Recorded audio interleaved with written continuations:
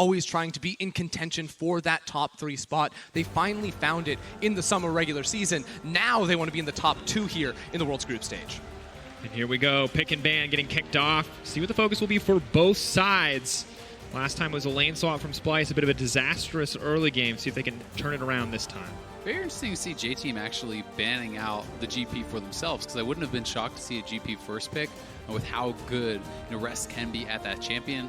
If I'm Splyce, though, I really want to save my last pick here for Humanoid, try to protect him. He really has been struggling, and Fofo has been dominant and really crushed them last time these two teams matched. Yeah, it's a strategy that Splyce go for a lot because I think their drafts are fairly predictable in that they go for safe, blind, pickable options in the top lane, like the Gangplank. We've seen the Gnar taken very early for this team as well, and then they hold on to the picks to make sure they can have a really strong 2 versus 2 bottom lane so Humanoid can have a counter. It always feels like the Splyce formula is one they go for over and over again, but that does mean that they are very predictable coming into a draft. Now the first pick can come through. See what the priority is going to be. Jace would be an interesting one. Mixed success, of course, over the course of the tournament, but it looks like they're hovering through a number of flex. Never mind, as a team. We'll see what they're going to go for. No surprise. Xayah coming through. Despite the fact that Rakan is already banned out, they will be going for this Xayah. Does certainly pair well up with other things too, but Nautilus and Rakan are kind of the go-to supports generally alongside this, so going to be interested to see where they want to take us, if they want to look for something a little bit more aggressive, like the Leona even that we saw Norscaron bring out before. Yeah, I'm not personally sold on the Norscaron and Leona. I think a lot of these champions... What about the Koala Leona? That I could be on board with. We'll have to see. But me, when I look at Norscaron, I actually want to see him gravitate towards something like the Thresh is, I think, something that works very well for him. Because when he's on these primary initiation champions, sometimes he just chooses the wrong moments to go in. I think Thresh gives him the ability to, like, wait, double check, does he actually want to go in on that hook, and give Splyce more fail-safe options with tools like the Lantern. I agree. I think having the ability to disengage or engage on that support does allow him a little bit more comfort. Certainly looked out of his element in the Leona game, particularly in that dive that was really overforced. And speaking of comfort, Xerxes getting his hands on the Gragas, but the cost is that he now has to give up the Kayle over to the side of J-Team. Has been a wonderfully powerful champion thus far in the tournament. They're going to get the Jarvan as well, but there it is. You asked for it. Splyce deliver, Ender. It is the Thresh for Norscaron. Yep, I like this a whole lot coming through from Splyce. Has the ability to proc those plasma stacks relatively easily. Also with the Lantern, very good lane gank setup too for a champion like Xerxes, like the Gragas coming through from Xerxes into the bottom lane. And a lot of games, Splyce love to play around this 2 versus 2 in the bottom lane with initiation tools. We've seen stuff like the Veigar cage next to the Thresh in the past, and while Kai'Sa won't have that same CC, the Thresh always opens up those gank routes. I wonder if Splyce is going to ban out Morgana. They've already taken Blitz away, which is considered a very good answer to the Thresh, so Morgana, I think, would pair well with the Xayah, be a good answer to some of the initiation here. Also works incredibly well alongside Kayle, because Kayle ultimate plus Morgana shield equals immunity to everything. And you also have J-Team now banning away these longer range scaling options that you can take up against the Kayle later on. So I think the Tristana, that's a mid lane focused ban here. Maybe even a Corki too, something we saw Humanoid play a whole lot during the regular season, but removing the scaling outranging tools as well. And removing the Morgana as well as predicted, Azael. So limiting some of the more comfortable options for the bottom side of J-Team. See what Koala wants to go to. So many supports have been banned away in the draft now. 4. He's going to have to drop down the tier list a little bit to find something, but the Akali will be the final ban as we head into the next pick phase. It could be something very defensive like the Braum if he doesn't really want to commit too heavily, but most of the common pairings really are already gone. You can go to a range support and try to bully a lane, but that always has a pretty high risk against something like Thresh plus Gragas. Yeah, so now I'm thinking Gnar comes through from Vizicsacsi. This is one of those blind pick options we mentioned earlier. And now Splyce get to wait out. Is the Kayle definitely going into the mid laner's hands for Fofo? That's where we've seen it most throughout this tournament, definitely. But they can give that counter pick, as you mentioned, much earlier towards Humanoid. I want to see if Rest is going to go for something aggressive. Does he bring out the Aurelia? Does he have the confidence to try to slam this Gnar in lane? Because he is sitting with counter pick right now. Kled, it can be something that works in the Gnar. It is pretty difficult because you have to hit multiple Joust Qs to be able to kind of get his jump on cooldown, and then you can maybe all in. So you have to play it really, really aggressively, and we'll see if it works out. I mean, the potential for the double flex is there, even if it feels unlikely. If Gnar just wants to farm it on the top side, Kayle could look to match, so potentially locking that in as they feel they can put it in both positions, but the Alistar will be the final pick into the Thresh Kai'Sa lane. I think it's going to be Kayle mid almost for sure.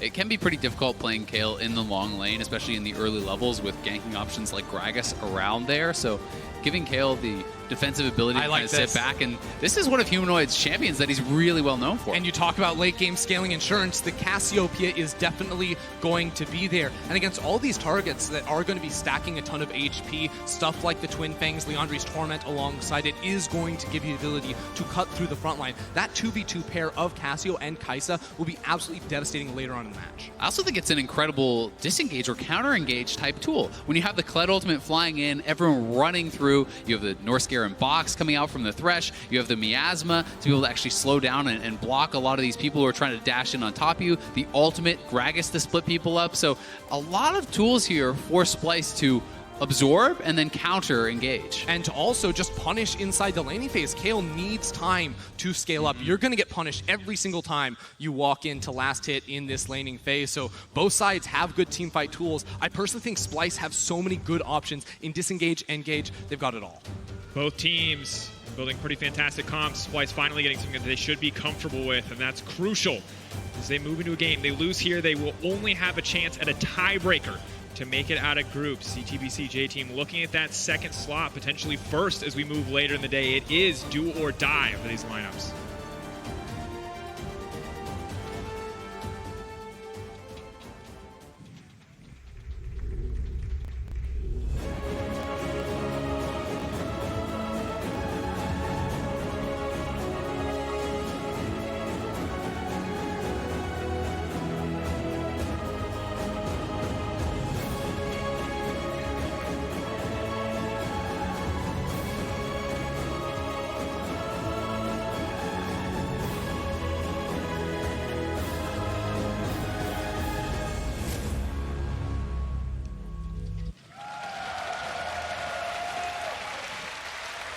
Here we go, J-Team versus Splyce. Splyce looking to tie it up, but both teams at 2-2. As J-Team look to pull ahead. And already, it looks like there will not be a lane swap. Good news, I think, for many Splyce fans.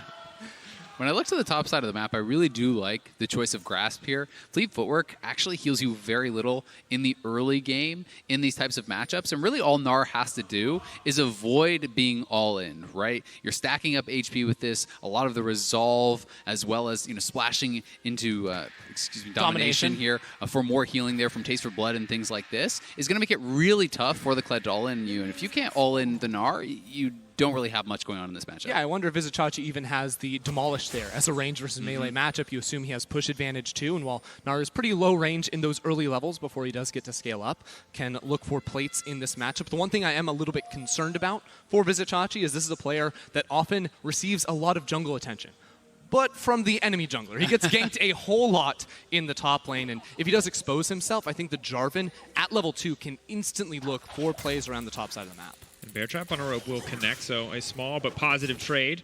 Kled just going to continue walking forward. He's got Conqueror.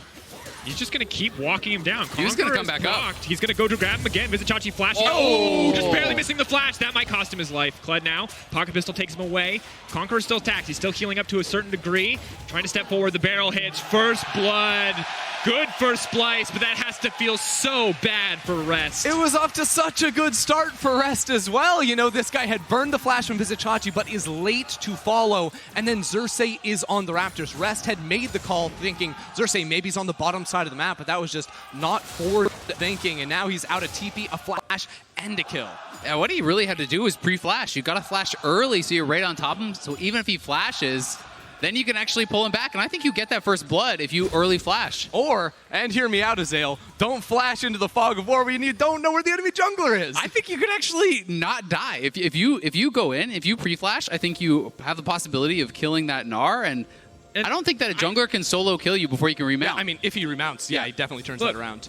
And all I'll say is, I respect the aggressive option. I respect the aggressive flash forward. It just has to feel bad to miss out on that one. But it's good that you want to leave the game right now. Yeah, you're like, all right, guys, that was remake. Anyone getting that lag? weird bug on stage happened where I just looked really dumb for a second. That's not supposed to happen. On the bright side, Rest has now won the jungle matchup for his team because Hana's able to run in for the he was red buff. making space. Yeah, he's making space for his jungler. Good. Right? It's a genius play. No, Hana had actually gone for a clever path where he cleared the top side of his jungle, and most teams would assume then the Jarvan passed towards bottom side, but looked for a gank himself. There was a ward that spotted him out, but because Xerxes skipped over his red buff, which he likes to do a lot because he values getting the experience of the Krugs and Raptors so quickly, he almost died to those Krugs, so he had to give up that red.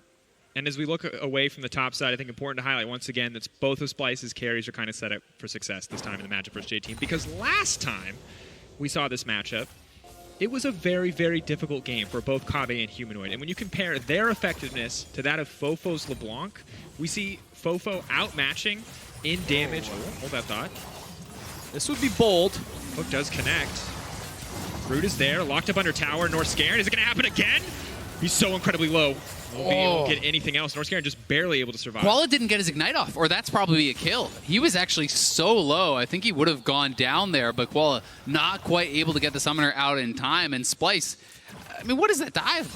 That's just ambitious. So ambitious. Yeah, Xerxes. That's a kind way to put it. Yeah, it's definitely a kind way to put it, because I don't think you're ever getting a kill right there with all summoners available. Maybe you can zone them away from the tower, but now Norscairn and Kabi have to play super, super carefully because Hana has sort of split the map now, and Xerxes relatively low on mana. I don't actually think the 3v3 is all that favorable for Splice, but they do have the heal advantage. And we look at it, Koala still has Ignite. Norscairn's only alive because Koala did not push Ignite in that play, but maybe they're trying to just lock him down. Hana, Rest coming through, TP onto the bottom side. The Alistar just going to knock him back, a good headbutt to pull away.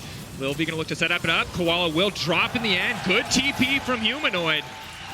And you were right, Ender. 3v3 wasn't that good, but they had the TP coming through here from the mid lane, and it's not as though Kale can look to match that. You really don't offer anything to the play, even if you do come in. So great job here by Splice, getting an early kill for Cassio. And now, even though Xerxes was, invaded and lost his red buff, he's coming immediately over with that mid lane pressure he has because Humanoid walked straight back there. So he is able to steal those Raptors. Double check if he actually got them. He did end up getting those, I do believe.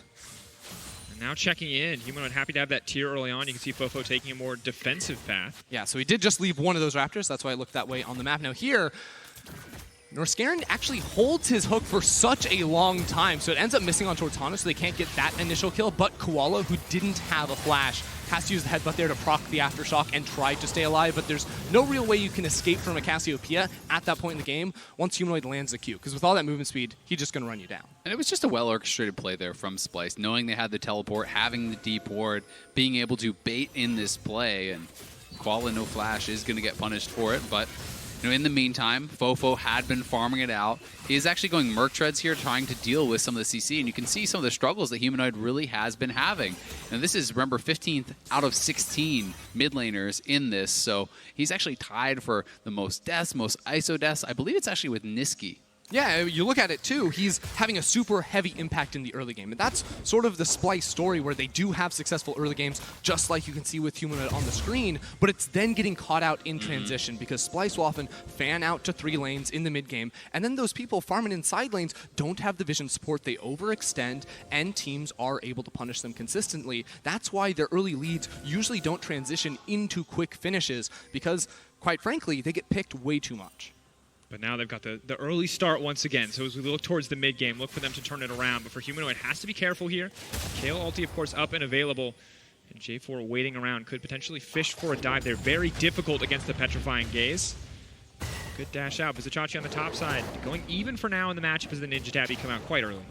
And despite the really quick start here for Hana, he's still level 4, and it's past 7 minutes into the game, so really does need to pick up some of this farm. We have seen his Raptors taken away. Now he just lost his blue buff there to Xerxes, and Xerxes is going to get the jump here.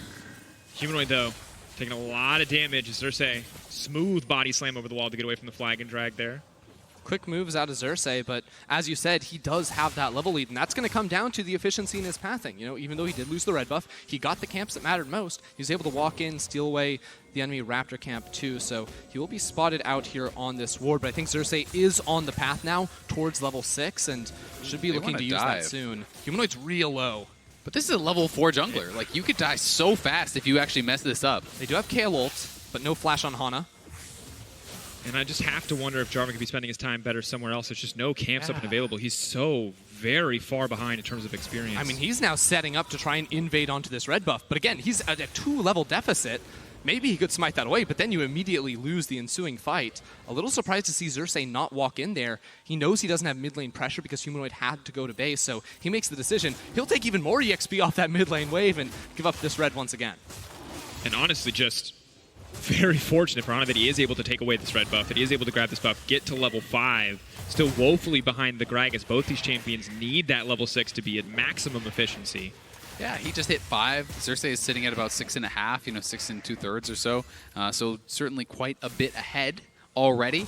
And he has his flash available. His Predator is going to be coming up here pretty shortly. He has the ultimate, so he has all of his playmaking tools to really try to go and make something happen on the map. Yeah, Xerxes has got an 800 gold lead at the moment, too. One thing he likes to do is go for very early bases and then stay on the map until he can actually finish off his first jungle item. Not necessarily looking for the ganks, but looking for that big spike. Now he will be resetting while Hana does have the ability to play a little bit more aggressive. And this is one of the weaknesses with how Xerxes does path, is that oftentimes on these later Scuttle Crab spawns, he doesn't have the itemization to actually go and contest. But there you see it now, the Runic Echoes. This is when he looks to fight. Looking towards the mid lane now with Norskeren being the first support off the reset. They time these recalls together so they can try to make a play. Whether that's a kill or just vision remains to be seen.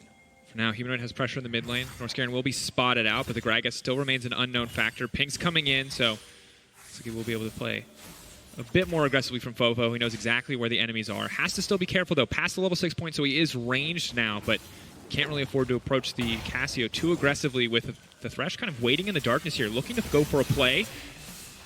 Ulti. Humanoid continues to push forward, and Fofo very patient on the Kayle ult there. Even though they did spot the jungler, they've cleared out so much of this vision now, it's pretty difficult to actually face check into the Thresh, into the Cassio, so Splyce will just take this dragon, and J-Team really have no ability to even try to actually contest it. I mean, this is where Splyce are completely in their element. When it's these set plays around the 10-minute mark, they decided, look, we had the resets, we timed them together so Xerxes and Norskeren could be back on the map first. That meant J-Team's jungler support bot lane, they were late to return back onto the map. So as this red side team does very easy time walking into that bot side river, they can quickly pick up that Drake and now have all the vision control too to deny plays around that bottom side of the map. And the gold tells such a clear story at this stage of the game, how comfortably Splyce are in the lead. It's not massive leads across the map, but it is leads across the map. And for Splyce, the one game that they've won so far in this group has looked a lot like this game. Very controlled, very steady. That might change, though. Humanoid moving in. Jarvan, careful, trying to fish forward. They will get the Cassio ult. Xerxes still going to go, but no. A beautiful stopwatch to deny it there. The barrel, not quite enough. A sliver of health ticking down for Fofo. Humanoid used the Q a split second too early there, so the poison not there to finish off Fofo. But they do get the stopwatch to get the ultimate. A lot of major cooldowns burned there by Fofo to survive. And the fallout from this play could be that top lane or bottom lane have to sacrifice a wave. You can see right now Koala pushing for a reset because they don't know where the duo of Splyce is going. Both side lanes have to be very, very careful, and Humanoid can teleport in towards this topside play. Xerxes zooming up to the top side of the map. The ward comes down. He'll spot the Gragas out, but that is one very fast fat man running in. Are they going to fish for the play? The Kled all going to try to use to escape, but you walk right into Xerxes, and Humanoid's here too. A second clutch TP from Humanoid, and it looks like that's just going to be it for rest. That's just a great teleport and a nice setup again here from Splyce. Being able to use this Cassio for early proactive plays is not something you often can do. Now the question is, can J-Team stop They this? They're going on. on! A lot of damage. They're just trying to knock Humanoid out, the flash out to safety, but it will not be enough. That is the shutdown. Koala going to grab it. A little bit awkward, but happy to have the kill. I remember this exact same play happening to Splyce in the regular season, where they go top lane after the 10-minute mark, they get the kill, and then they walk into the river, but they don't respect the possibility for the enemy team to be there. They jump on Humanoid and get that kill. And because Splyce's dual lane had gone for the reset and not pathed up into the top side, well, Norskeren and Kabe aren't there to help in this situation. So the initial play is fantastic from Splyce, but they aren't aware of all those moving pieces and they get punished for it. Yeah, so if this is one more time, honestly no way out for Kled at that point. It's just too well set up. Xerxes comes in, he's corralling him, he's standing there, he drops the ward immediately for the Cassio TP. But this is that overextension that you're talking about, not tracking the resets from the opposing team. Humanoid walking forward, trying to get some vision, but not understanding that they could have already been there and they just pile in on him, getting the shutdown and denying the Rift Herald from being taken. And this is where the snowball, gets slowed down a little bit because, they had a big gold lead, all their lanes winning out in CS, they get the early kills, but because they can't find that Herald, especially before the 14-minute mark, now they don't get the extra money off of plates. Now their plays are going to be stunted a little bit, and they have to wait maybe for another teleport from Humanoid before they can really get it going again. It's definitely not the best, but Vizicachi still quite ahead, very comfortable in this matchup. Really ever since level 1 when Rest kind of had that failed level 1, wasn't able to get the flash follow, he has just been put on the back foot. And this is a matchup where you are forever on the back foot unless you can all in. And his kind of time to do that has passed. So now Rest is going to be less efficient in the side lanes. And honestly, Kled, who's behind, is not very good in team fights either. You can initiate, but you can't do a whole lot more after that. You can try to waste time, but realistically, Splyce have such good turn. We talked about it in the draft, the Cassiopeia and Kai'Sa. As a backline, it's always going to be super, super potent. Now Splyce, they are going back towards the Rift Herald. No marksmen, no bot laners can actually show up into this fight, and it's just going to be a free objective. Easy for Splyce to take. They've got the pressure in the mid lane and the pressure on the top side. They can move into that one uncontested. J-Team, though, not going to let it go down without getting something else. They are now set up on the bottom side of the map. You can see that Kobbe does have to back off here, but it's all plates on the top side for Vizicachi. He can push in all solo as the Herald drops, and that's everything top side going in the favor of Splyce. Yep, nice demolish proc there from Chachi. Now, J-Team have completely given up on the top side of the map. Look at all the vision control down bottom side. Control wards all the way down the river too, just to be able to trade for this tower down bottom side. But I really like the response here from Splyce to drop the Herald down mid lane when no one is here to defend. They can break this tower open while J-Team are caught putting pressure down bottom side. This is going to be huge. Breaking mid so incredibly crucial. The Lantern comes out, but it's not going to stop the Kled. He is unstoppable. He does manage to get onto the Cassio, but dashes immediately to safety, anticipating the petrifying gaze. And that's just not going to result in much of anything. Stops the tower from dropping, though. Crucial for Rest to stop that play. It's a little bit of zoning, but it's not like there was any follow-up even possible, right? The rest of the squad is on the other side. His AD is still in the bottom lane. Even if he got straight on top of Humanoid, I don't think they really have the ability to take him down there. It just feels like trying to buy space for the mid lane tower, making sure that it will not drop, because we know how much easier it's going to be for Splyce to play this game out once they do manage to break that mid lane open. And J-Team would rather trade the Drake by losing the ultimate on Rest. They're not really looking to contest on that objective. They're much more willing to lose the Ocean Drake than they are that outer mid lane tower because of all its importance. And at this stage of the game, it's going to get a little bit harder for J-Team. We've seen that one clever pick punishing Humanoid. Maybe need to fish for a few more here. Because as you mentioned, while the gold isn't too far apart, the game does get harder as we move later on. 2,500 is not an insignificant gold lead at 15 minutes into the game. I'm going to be honest, I could not read that from this distance. I thought it said 2,300. I did not bring my glasses today. Well, it's pretty good gold lead, right? And they've gotten a number of turret plates. The only turret plates that J-Team took, you can see they got no gold for. So they weren't actually in range. That means that they probably went down to minions or they hit it and then backed off. Weren't really able to collect any of that, so didn't get anything from it. Here we go. And Xerxes, of course, building ever closer towards the Zanya. It's going to allow him to make very aggressive plays. And you can see both supports focusing around this mid lane. A lot of all-in potential with the Thresh Cassio as well as the Kayle Alistar on the opposite side. One thing we always have to consider when we look forward in towards these team fights is that Splyce, they don't necessarily have to hard force with their spells that do engage. You have the Gragas Barrel, you have hooks. You don't necessarily have to throw your body into the fight where you can't disengage. Whereas J-Team, they absolutely must. Yes, they have tanky tools, but a Jarvan, once he's in the fight, he is in the fight. Same goes for Alistar, same for Kled. So when they are playing at a deficit, J-Team must be absolutely sure of these fights they take. They know they must have a numbers advantage or, be able to find that perfect flank. Otherwise, you're going to be jumping into a whole lot of stats that you just can't make up for in the gold. And then it feels like it's all eyes on Fofo, which for J-Team I think is no strange place to be, but the Kayle ultimate's going to be crucial for a lot of these champions who want to go in even when at a deficit and can be, alongside the Xayah, a massive source of damage if they play out the team fights correctly. If you can get the Kled ulting in on top of Kobbe or Humanoid with the Kayle ult, that becomes pretty disruptive, right? You have this squishy champion on top of you dealing damage, and AP Kayle Ultimate does a lot of damage as you get later into the game. You pick up more and more AP. It can get up to 300, 400, 500 damage and does become pretty significant when you're looking for that 100-0 type potential. I actually think that because of the Kayle on J-Team's side, this is one of the games where when you're playing Gragas, you're not actually using the barrel to engage, but rather disengage. Now TP behind. Here comes the TP. Kobbe not going to be able to walk back to the Lantern, but the Kled will not find an ult. Xerxes caught in the middle of the entire team. He's going to grab it there perfectly right as it's about to time out, but now they have to flash. They have to retreat, but they're locked up in the Cataclysm. Fofo going to be allowed to free fire the feathers. They're going to be pulled back, and Norscaron going to go down. Still has the cooldown. Can still pull them back. The knockup is there. Vizicachi slowly but surely moving towards the Gnar, but he might not have time. Damage is coming in. He's got Mega!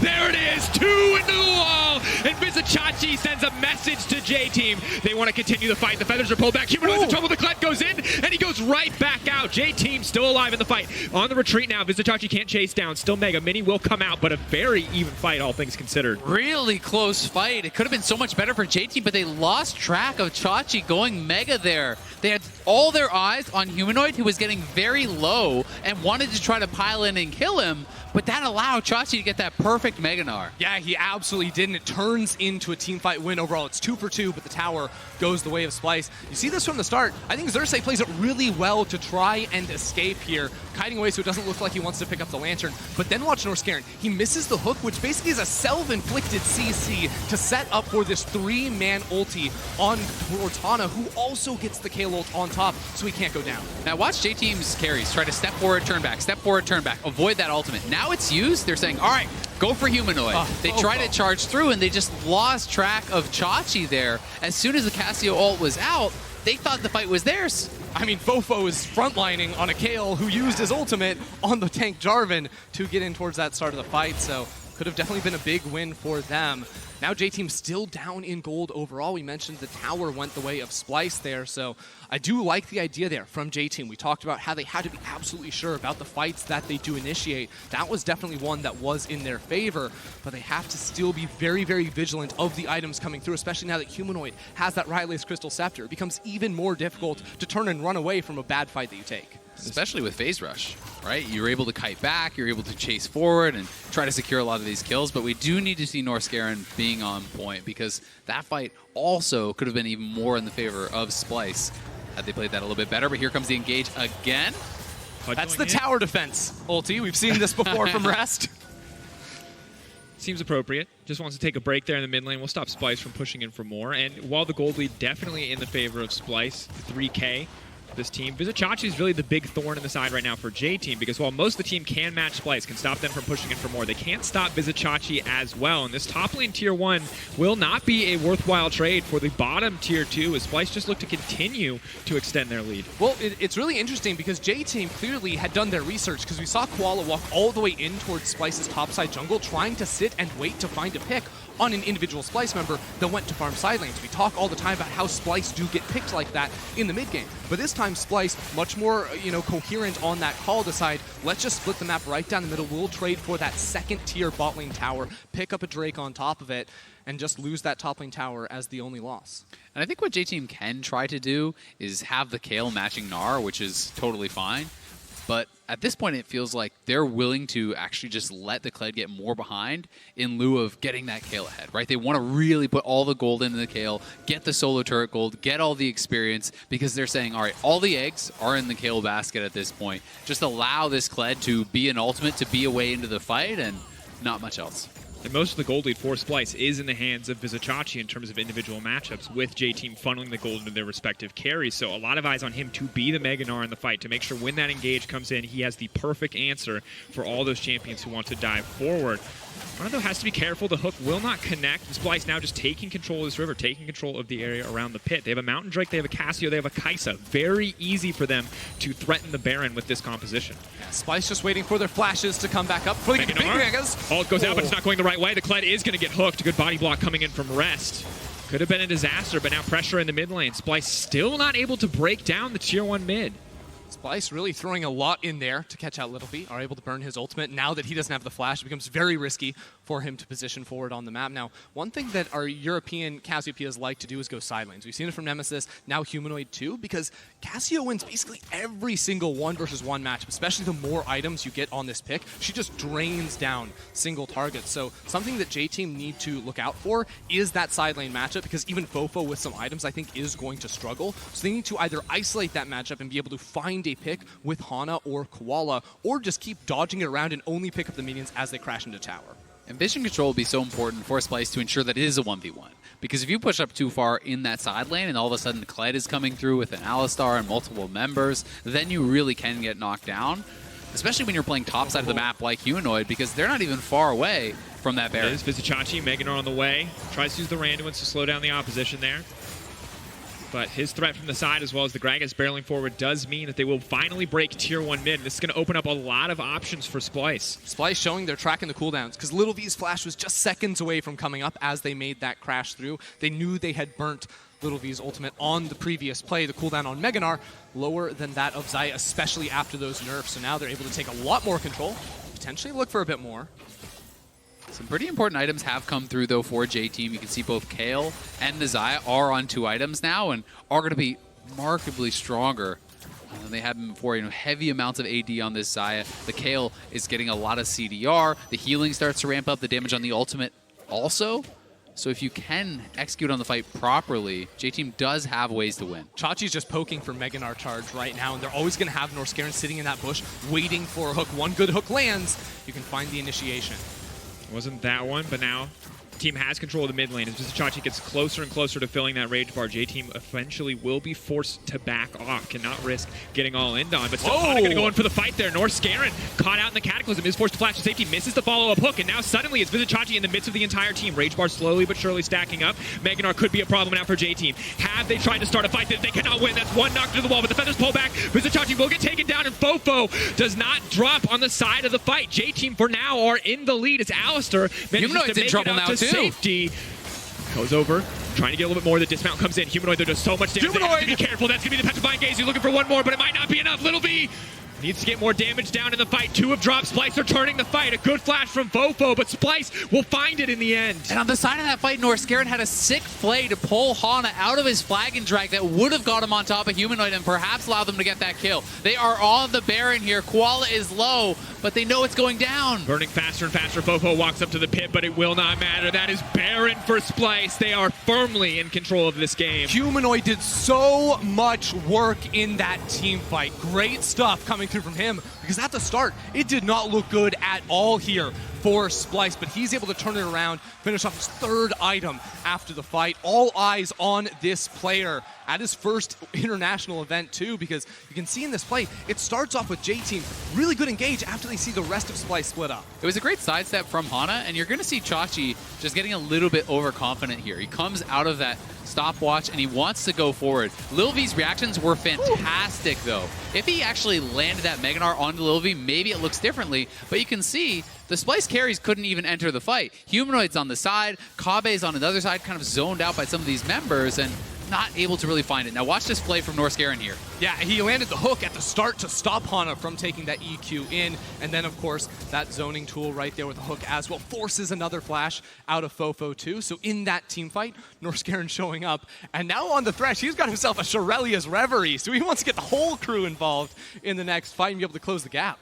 Such a powerful tool to allow him to reposition. The Kled ulti is so telegraphed. You can say, oh, we're fighting in a pinch. How about not anymore? We'll zoom the entire team right out, and it will no longer be a threat. Humanoid so far ahead now. Quite easy for Cassio to solo this Drake, and J-Team are in full survival mode. All they can do is hold on. It's a 6k deficit in a Baron. They just have to try as best as they can not to lose too much. Yeah, Kabe now has the Gnasher's Tooth completed, so he should be sitting at the triple evolve. That's a wasted ult there from Humanoid, really trying to find that kill, but Splice now, 1 minute and 40 seconds without that tool that should stop their ability to siege down towers, and they don't actually have a wave to work with right now. Chachi not getting a lot of attention thrown up towards his side, so that wave should fizzle out and they should play for mid.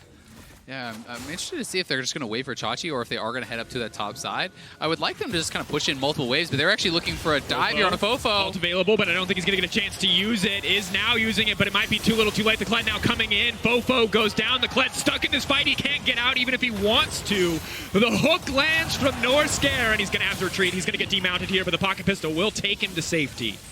And now Splice, they've got the Baron buff, they got everything they needed. Another wave comes on through, and with Fofo down, that's so much of J-Team's damage completely void. You have Kabe split pushing in mid lane as well. So Splice, in a situation where it looked like this Baron wasn't going to amount to much, have now cracked open everything besides those inhibitor towers. And I think they can get the inhibitor towers here also. Fofo's still dead for a good 15 more seconds. Kabe is already dealing damage to this one. Humanoid on the other side too. But pulverized, they can't fully commit. They don't really have any follow-up damage here. Little V not able to move into the mid lane, and Fofo is currently dead. They have time. They have the minions. They should be able to break the base. J-Team, what can they do to respond? just forced off of this tower. There's so much damage that they can't leap face first into a Casio. And Splice now, they've got the Gragas cask up as well, so they can push J-Team away from this tower. They can take yet another tower if they want to use that spell. Hook barely doesn't connect, but this another structure is falling down. J-Team can't do anything. Meganar slowly but surely starting to stack. He has a minion wave there to beat him. If he wants to double jump, he can fish for it. Vizichachi just going to bounce right in. Lands it on 2, and Splice now trying to clean up the fight, desperate to get something back. But both the carries know. One going down. Fofo is dead. It's all eyes on Little V, but it's just not going to be enough. Desire the pull through the feathers. He cannot do it in the end. A heartbreaker for Little V and a triple kill for Humanoid. A great initiation from Xerxes, and even better Gnar from Vizichapi, jumping straight into the base and getting another one for Splice. A dominant finish to the game from Splice. From start to finish, it was a clean game, a few trades back and forth, but Splice will tie themselves up with J-Team 2-2, and Splice are looking to get out of this group.